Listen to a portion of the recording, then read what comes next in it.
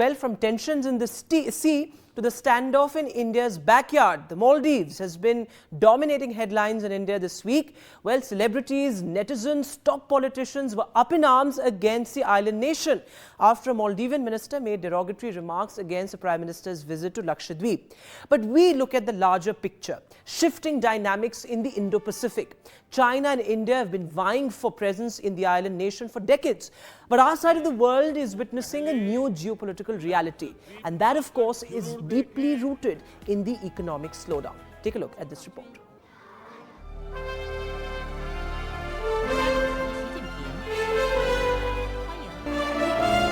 A visit well-timed.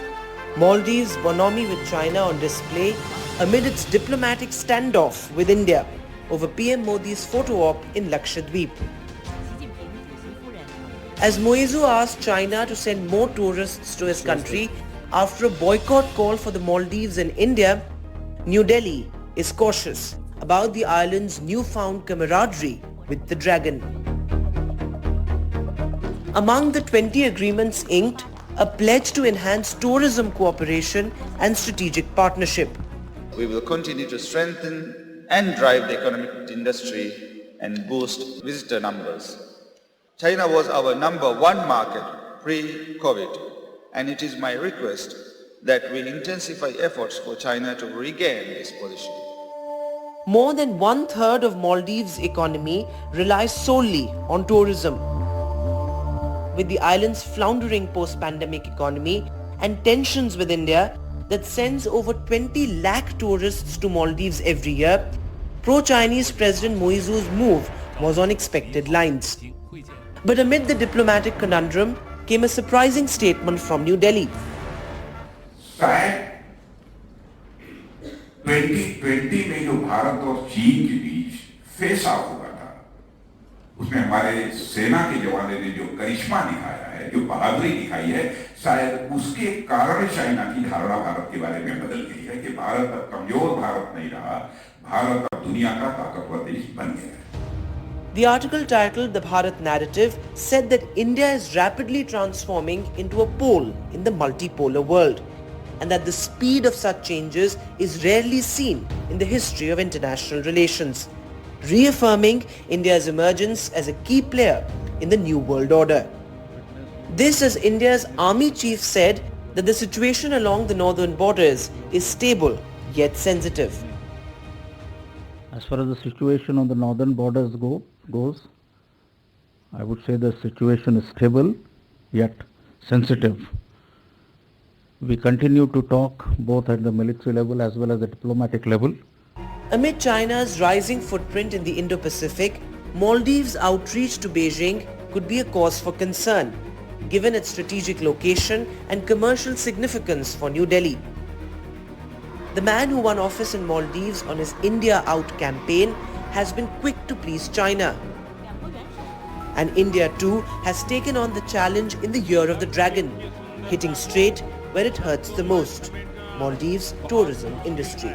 जो लोग दुनिया के अलग-अलग देशों के द्वीपों को देखने जाना चाहते हैं, उनसे मेरा आग्रह है कि वो पहले लक्षद्वीप आकर जरूर देखें. Vedant Agarwal for NDTV.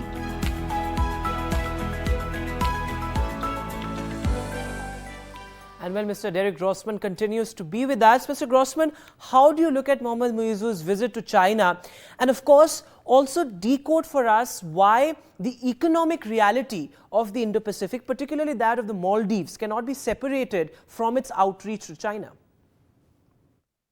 Well, I think we have to be careful not to blow the whole thing out of proportion, right? Because Zhu had campaigned on India Out, so it's very unsurprising that he's trying to make good on his campaign pledges. But let's also be realistic about this. It's going to be very difficult to make good on those campaign pledges because India is the most important that the Maldives can have. Because not the least of which because of geography, but also because the amount of investment that India does in the Maldives. India, especially since Modi came into office in 2014, has been much more forward-leaning on trying to, signing investment and infrastructure development projects throughout South Asia and around the world, actually.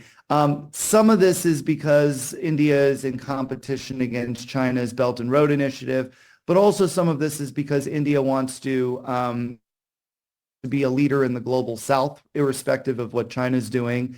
I think Maldives is a part of that. Now, China in the past has been able to do things at a very fast pace and usually, relatively cheaply, right? But that doesn't mean that China's the only game in town. And in fact, there are some serious concerns about the quality of the infrastructure that China is building, and also the potential for smaller countries, to become, debt-ridden because of the BRI agreements they're signing. So there's certainly an opening for India, which I think India over the last has, been able to take advantage of.